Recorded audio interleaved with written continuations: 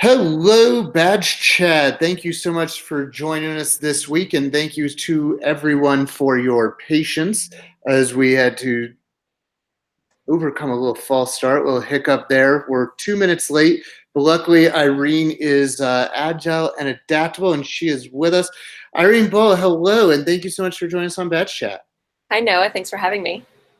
For anybody who didn't get to see on the new event info that I just created, lickety split, just with your name, no description, they just stumbled on this. They have no knowledge or background, just no expectations. Maybe you could start off by just sharing with us kind of who you are and your role at Loyola University, Maryland. Yeah, so I'm Irene Bal. I am a lecturer in the Educational Technology program at Loyola University, Maryland, and I'm also the faculty supervisor for the micro-credentials for professional learning. So I'm here tonight to talk micro-credentials with everyone who wants to listen and kind of what we're doing and why our program is unique. And, that's awesome. And also just a ton of information as we maybe kind of just back up to just in your program, what was the journey to now? Just how did you end up doing digital badge credentials as a thing at Loyola?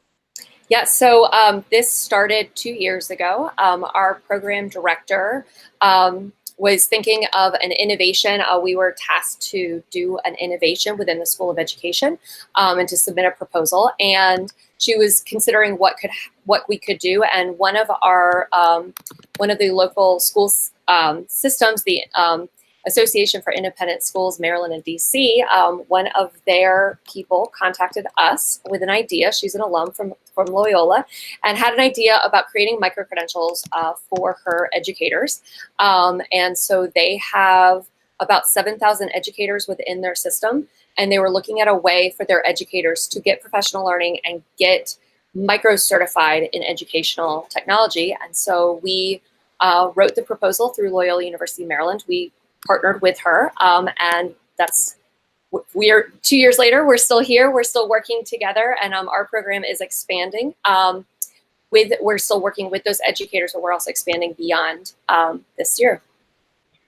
And I think that for a lot of us, we hear that you kind of just from day one got to start with 7,000 really enthusiastic, willing, and able users.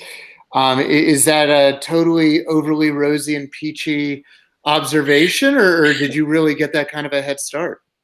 So those are definitely rose-colored glasses. I think that was what, when we started developing, that was the idea behind it, was that we were going to have all of these educators. And I will tell you, the buy-in process, even though we had this partnership, has been slow to start. I think that's with any new idea. And so we marketed just to them. We've expanded a little bit this past year, but still really just focusing on them. But our idea was to build content for independent school educators, and then and really make it accessible for those educators as well as affordable. And so we're still working. We didn't get 7,000 people the first launch, but we did well. We did well for being the first launch, and we've learned a ton along the way, as far as what what does self-paced really mean? What does asynchronous really mean within these continuing education type ideas, as well as how to market these types of items that are not required. So although we are micro certifying and we provide certificates, we are not, it's not something that educators have to do. So then how do you kind of get educators to buy in, especially when a lot of them are paying their own money for it? It's been an interesting journey so far. Totally. I know, it sounds almost, the age-old conundrum. If you build it, will they come? and a lot of us think, yeah, we'll build it and they will totally show up, and then realize that even with all our flyers and letting everybody know the band's coming to town, sometimes the show is not sold out.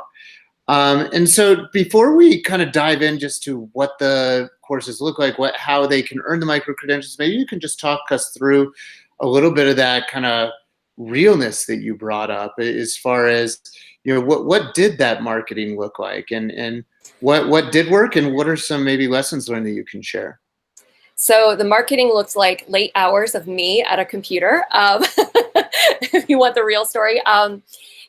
When we started, we launched. So it took us almost probably 10 months, about 10 months to develop them. And within our design for developing, we're not just we are not just trying to create content for educators, the faculty who haven't maybe stepped in a classroom in many years.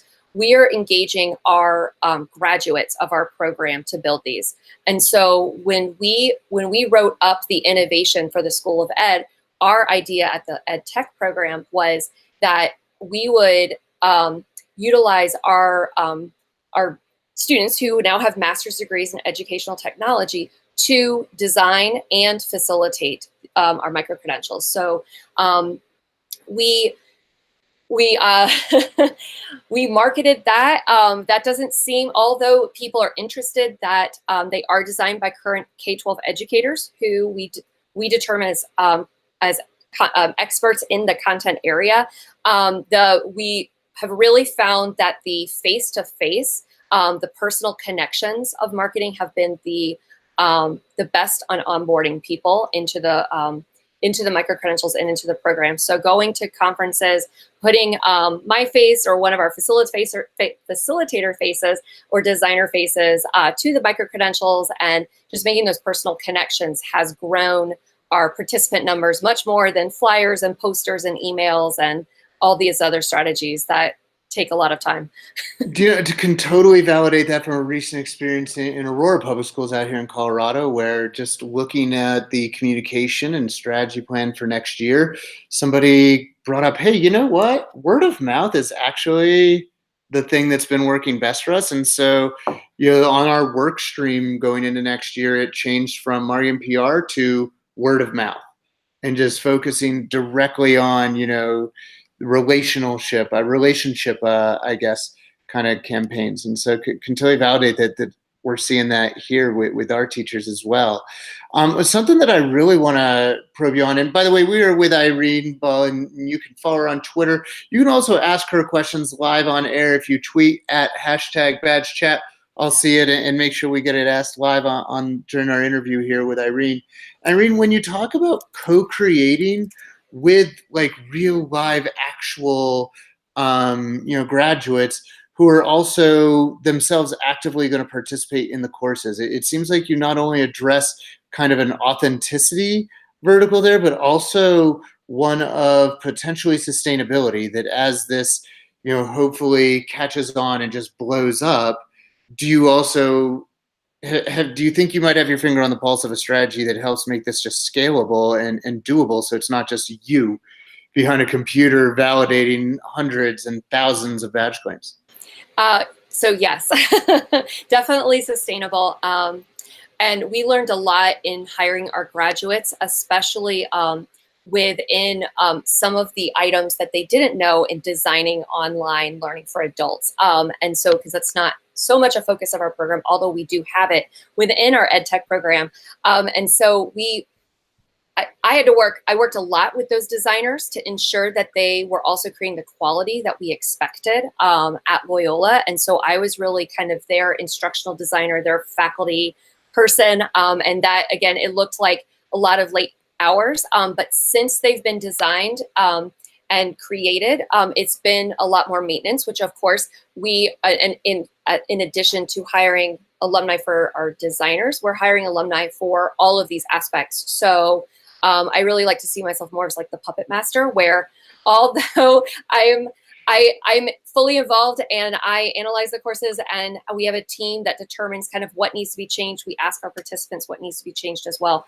We are also empowering our graduates and putting them in leadership positions to do that change, so it doesn't all fall on me, my director. We also have been utilizing the Ames community a lot to, as well as our graduate and current student community, to understand or to get the topics that we should be building. Because again, we don't want, well, these are the topics we think that should be included, but that we're actually building topics that people want to see. And so by engaging all of these different communities, we're really kind of, I feel like we have our thumb on the pulse of like what is wanted and what teachers want, which in turn helps the participation within these. I definitely love that user-centered approach of making sure we're meeting users' needs, and it also, and your word was leadership. I also kind of hear just almost kind of career laddering opportunities for teachers who, so often expanding our what our career looks like as an educator really just means leaving the classroom and quote unquote moving up into administration, right? And it sounds like you're helping at Will to reach out to your graduates and say, hey, while you're looking for something new, there are other options to what that career ladder looks like and how you can continue to learn new things and grow as a professional while helping other colleagues. Well, and I've been reading recently about what's called the gig economy, and that's kind of what like the world is getting into. And so, with these opportunities that we're bringing to our graduates, the students don't have to quit their full-time job.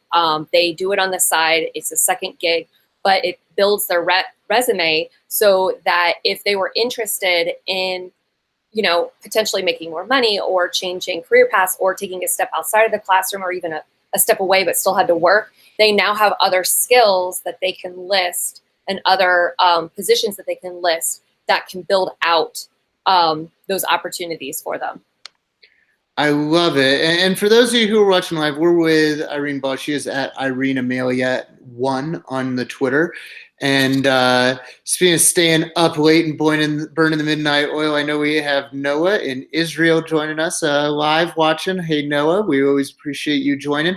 And maybe now's a good chance, Irene, to actually dive into some of the specifics of what you all have built. We've heard about who's done it, how they've gone about it. Maybe now it's time for the what of the matter. And so, do you? I don't know if you have anything that you can screen share with us, but maybe you can kind of show and tell a little bit about what you all have created at Loyola and how people go about being awesome with it. Sure. So I do. I don't. There it is. Okay. If you hover on your screen with your mouse, there's probably a green box with a white arrow. I'm looking to see what you see. Okay, so we've presented on this a couple times, and so I did not create a presentation for tonight because I wanted Noah and I talked about this earlier, I wanted the conversation, but I have some visuals to share, and so I'm hoping this works. It's working. Yeah, so we have so far created 4 micro-credentials, and we have aligned them before they're on your screen. They progress. So we suggest that participants, if they're new to ed tech or not sure where to start, that they start with our first one, choosing and using tech tools for higher level learning. And then they can progress through each of our micro credentials. But we also have it set up where you can drop in at any point. And so if you need any learning from a previous micro credential, we build it in optionally so you have access to it. But it's not something, if you already know the content or took the previous micro credential, you don't need to necessarily go through it. And we really attempted to create something for everyone. So we have like our 4th micro credential is leading technology PD. So we were trying to capture kind of the non-classroom teacher, if you will. And we have a lot of participants that come in and they end up coming in to do that train the trainer, where they learn the content and then take it back to other educators in their school, which is so amazing to me. That they can pull out the information they need and then bring it back. When we built them, they are completely asynchronous and self-paced. So I said we kind of learned what self-paced was. When we started, they were very segmented as far as week 1, you do this, week 2, you do this, week 3, you do this. And what we learned was self-paced means that we need to have it available on day 1. Everything's available and you can finish it in 2 days and 1 weekend or over the entire time that it's open. And so that was a big learning curve for us because I think people throw around this idea of self-paced but yet there's still deadlines. And so ours are completely self-paced where there's only one deadline and that's at the close of the course. So you can get it done whenever you want. We also, and Irene, no, you're totally fine. One thing I'd love to dig just a little bit more into is just saying, I'm hearing not just a talk about access, but the walk about access. That here are these 4 courses, and like we can't offer them for free. They're close to free, but they are not free. And we want to make sure that if you need access to the learning, even if you're only in the 1 course, you have access to the learning for all 4. Just on the institutional level, the credential comes with, there's just costs involved. But that if what you need access to is just this learning, we're going to make it happen for you. Is that kind of accurate? So parts of that, I think of if I understood what you said. So yes, so we provide access to all of the content immediately. So we don't scaffold it. It is created where there are different modules. So it is grouped and scaffolded for your learning in a linear fashion, but we create it where you can finish it within 2 days or 1 day. When you sign up for a micro-credential, we don't have it though, and I think this is what I heard, where you have access to all 4, because we can't, as you said, it costs money to do these things. So we have to, Totally. the one that you sign up for is the one you have access to. But if there's content, so like our first micro-credential, choosing and using tech tools for higher level learning, really dives into tech integration models such as SAMR and TPAC and TIM. And so if in micro-credential 2, 3, and 4, that information is also presented, but it's optional. So if you took micro-credential 1, you don't have to go back through it again, but if you don't have that knowledge, it's still there and available. Was that what you were saying? That is totally what I was saying. Okay. Yeah. And I'm sorry to get way too into the weeds, but let's say that I dropped in number 4, where I'm doing the train to the trainer model. I'm still having access to the information from module 1, even though I didn't necessarily take it. Yeah, so it's built within micro-credential 4. So whatever content you need that was presented in micro-credential 1 to complete micro-credential 4 is built into the course. Awesome. And then, I think going to that micro-credential number 4, where you see folks doing the train the trainer with it, and I think that's another place where the access is there, where you have one person who's leading professional development at their school, and you have all these other educators who are getting to benefit from the same learning, from the one colleague's micro-credential. And so what about, just for folks who are wondering at a technical level, what's the setup? So where does the module live, and how are the badges connected? Okay, so I can actually share our platform if you would like. I have to figure out how to, right, I'm in. Okay, so we are using a Moodle platform.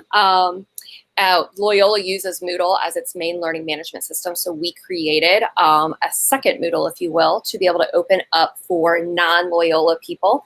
But our micro-credentials and all of our continuing ed fall under the umbrella of Loyola, so you, as a participant, you don't pay any of the major registration fees or items like you do going into grad school or at the undergrad level, but you still have access to a lot of the same student resources that are participant resources and that our students at Loyola have. So we put them in here. When you sign up, you automatically get dropped in. I'm going to go to the spring because our summer haven't opened, so they're not quite pulled together yet.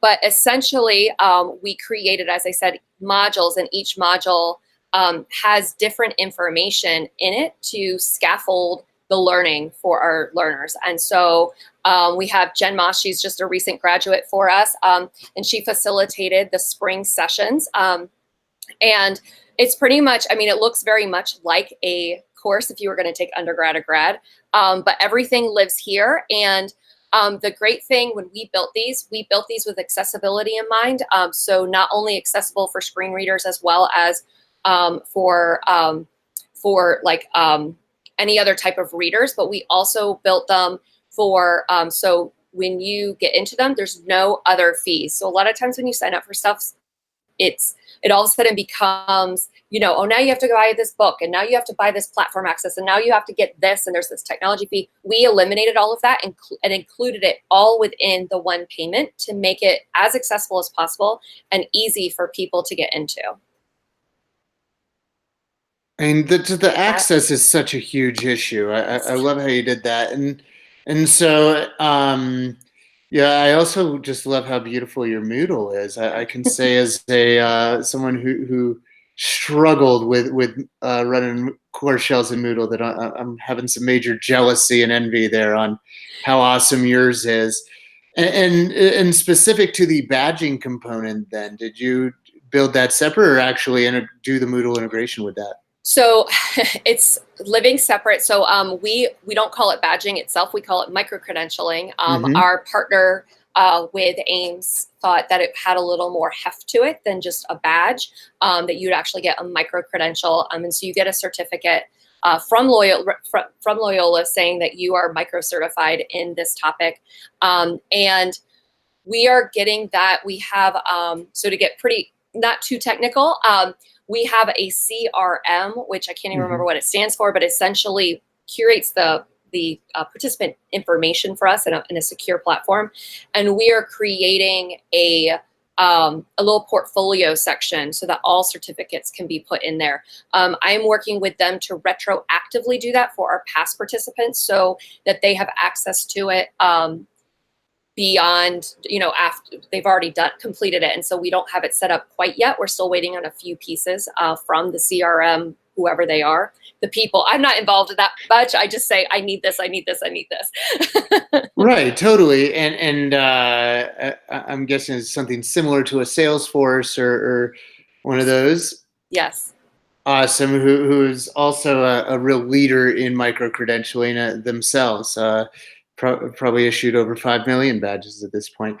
Really fascinating approaches to just the credentialing. And when you say the portfolio piece to it, it's a portfolio of the credentials they've earned, or is there an additional layer of artifacts to it as well, or the artifacts live on the Moodle? So the artifacts, so our micro credentials are all competency based. So we really wanted to make sure that it's not just content with quizzes, which a lot of continuing ed is like that. We wanted educators to be creating stuff for their classroom to actually bring back into their work, stuff they can use, which you don't hear a lot. Like, you sit through a lot of boring stuff, or boring presentations, but we wanted people to actually build something that they could use that was relevant for them, that was embedded within the content.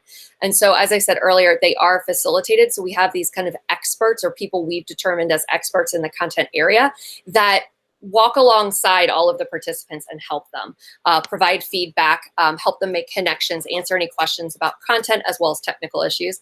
And so right now we're envisioning the CRM just to hold the actual, the certificates, and a couple other programs are doing badges within our continuing ed realm.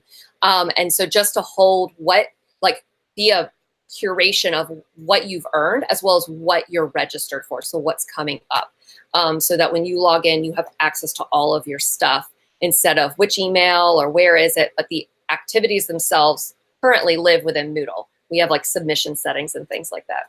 So it sounds almost like there's a degree of progress monitoring that's built into the ecosystem, so I can see where I am and plan where I need to go all in one place. And what we really want to do with the CRM, because with the School of Ed, like we are the educational technology group program, we are designing mainly educational technology, but they're micro credentials, but there are other groups also designing. So our participants might go to different types of programs. And so we really want the certificates to be in one place and not in which Moodle course do I go to, or we have a few continuing ed classes that are for graduate credit.